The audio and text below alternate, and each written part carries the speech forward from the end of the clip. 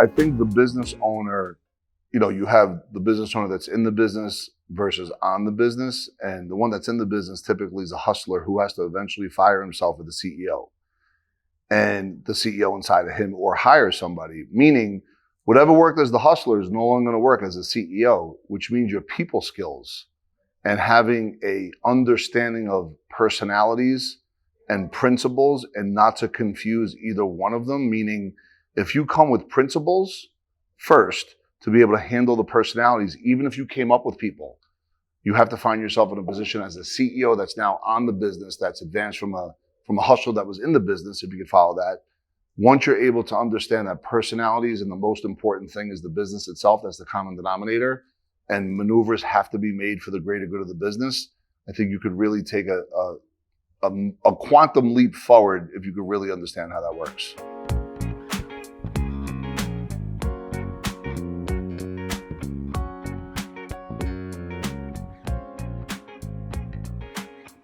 I think emotional intelligence is the elevator to when you first start out with your friends and your family, where it's just kind of fun inside the garage, right? So to me, emotional intelligence, and you could, I'm childlike in certain ways, but when it comes to understanding the importance of each person and being able to anticipate what they may be feeling, because you may have felt that way at some point in the past, and to be able to identify that, but not just identify it, but be able to give a corrective course on how to move forward. So I always like to build rapport at a high level. And then if I'm going to disrupt the pattern, it's only going to be because I built rapport. So trust has to be gained first. This is all part of emotional intelligence. And then I think if the listening is opened up and somebody is really wanting to be part of the culture, not playing the victim, not playing why me, you could then incorporate a alternative supplement that could maybe help them advance forward. So I think that's part of emotional intelligence, at least based on my experience.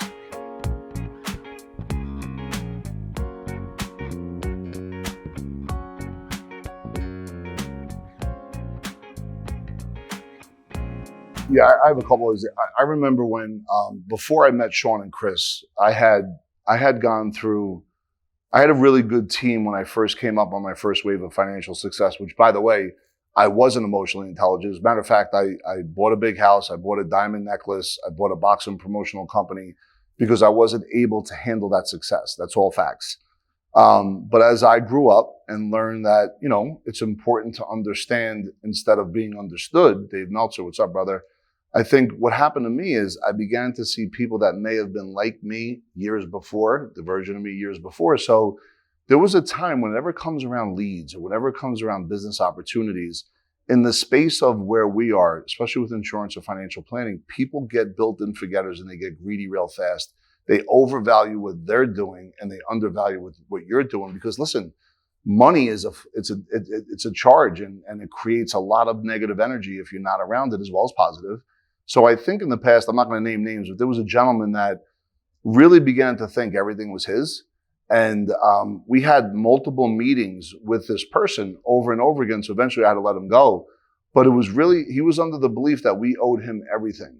And when people start citing that their mother died or their dad died, or, all these different things externally that are going on in their life to justify their importance or justify their actions, that's always a sign that you got to make some changes.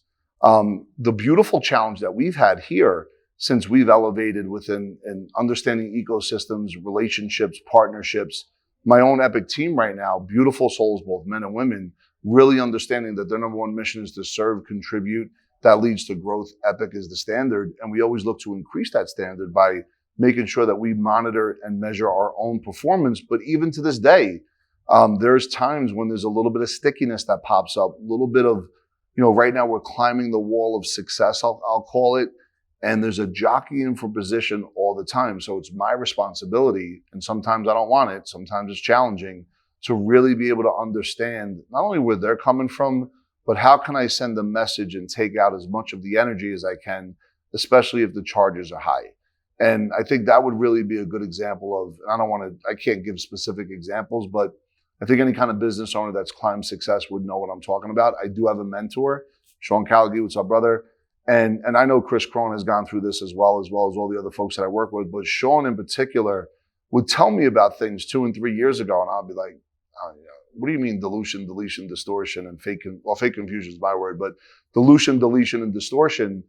And I know it now, and I understand it. And I'm sure I deleted, diluted, and distorted as well. So I think that if you know yourself first, it's easy to figure out where and who somebody else is, especially when there's the fear of losing something or wanting more and doing less. And, that just comes with part of the growth. I think that's just part of how the story unfolds.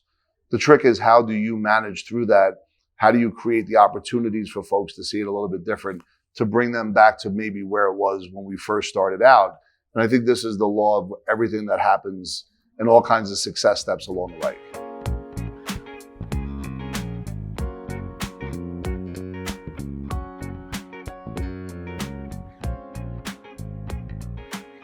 As a business owner, you may have been a really good influential salesperson. And for me, I sprinted to success that I couldn't handle. But then I was able to get around folks, and I'm going to name Sean, I'm going to name Sean Callagy, Kris Krohn. And I think about those guys. I remember Sean would basically, this was right off. He had 2 unbelievable jury verdicts in the favor of his 2 clients in 2 separate years, $27 and $33 million. And the level of business interruption that he was fighting against and for his underdog clients was incredible. And the truth is, if you want to be able to advance in business, you have to get a top 5, right? So who's your top 5? Who are the 5 people that you could stand on their shoulders and be able to understand and be able to kind of, let's call it collapse time, not make the mistakes they made, and be able to really move forward faster? And for me, one of them is Kris Krohn, no doubt about it. I watch how he compartmentalizes every part of his businesses, including me, which that's his magic, and that's how he empowers everybody on his team in different sections to be able to do what he does. Now, Sean Callagy does a little bit different. Sean Callagy is more touchy-feely, kind of myself, where he wants to be able to understand the pulse of everything and be able to make sure that, he has his eye on all things. Doesn't mean he's in the business, because he's running 3 different businesses. But I think when he's starting a business, he knows how to get it into liftoff while his other businesses are on automatic pilot, like his law firm. Then I think of Dave Meltzer. Dave Meltzer builds communities organically.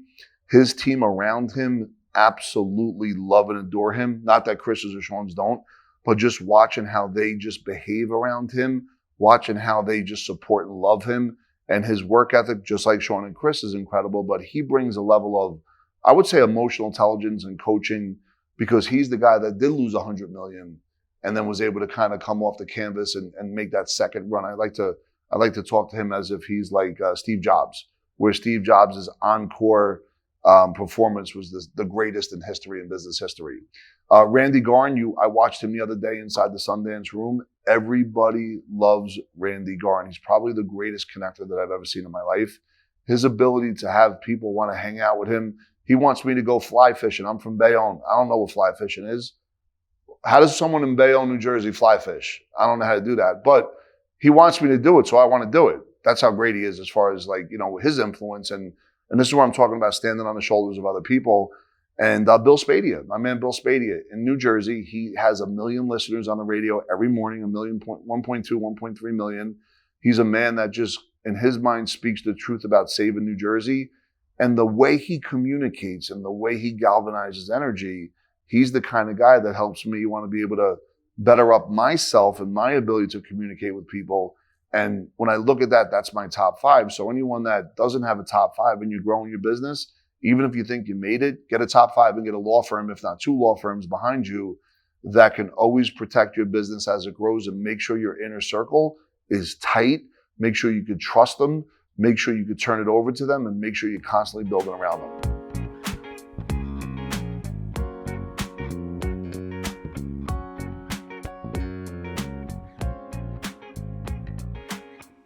So here's what we talked about. We talked about emotional intelligence, being able to delegate throughout the process, understanding the team that works with you before they understand you. So it's important you step into that space. And also, at the end of the day, as you continue to grow, you want to be able to get a top 5, and that could be replaceable, right? I talked about my current top 5. I'm not sure where that's going to be a year from now. So it's always important to constantly innovate. Don't get stuck on something that happened a year or 2 ago and think that's going to be okay. You got to constantly move forward. If you like anything that I'm talking about, go ahead and click that link below, add some comments, and one of the team members here at Epic will definitely sit down with you, take you through our success process, And don't forget to like and hit that subscribe button.